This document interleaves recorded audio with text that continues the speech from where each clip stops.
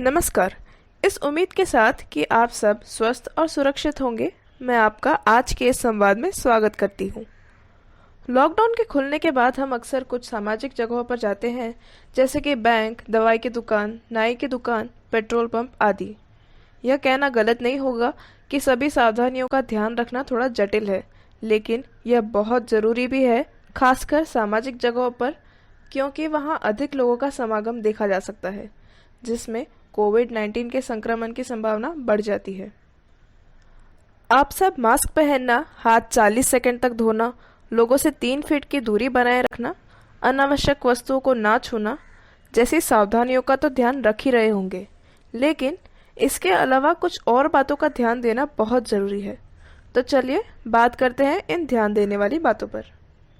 कोशिश करें कि जितना हो सके आप घर से बाहर ना निकले और सिर्फ आवश्यक कार्यों के लिए ही जाएं। इसका एक सुझाव सामान की सूची बनाना हो सकता है।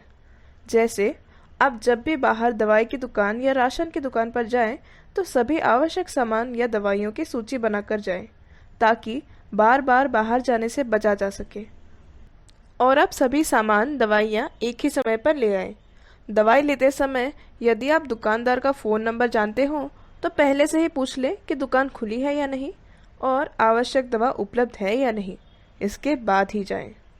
इसके अलावा पैसे देते समय कोशिश करें कि आप खुले पैसे या ऑनलाइन पैसे दें, ताकि नोटों के लेन देन से होने वाली प्रसारण को रोका जा सके। जब भी आप किसी एटीएम में जाएं, तो इस बात का ध्यान रखें कि आप मशीन को छूने के बाद अपने आँख, नाक या मुंह को ना छुएं और घर आते ही सबसे पहले अपने हाथों को अच्छे से 40 सेकंड तक साबुन और पानी से धोएं।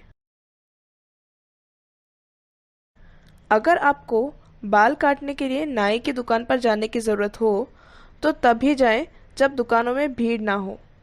ध्यान रखें कि आप दूसरे लोगों से 3 फीट की दूरी बनाकर रखें। अनावश्यक वस्तुओं को ना छुएं। ध्यान रखें कि नाई ने मास्क और हाथों में ग्लव्स पहन कर रखा हो।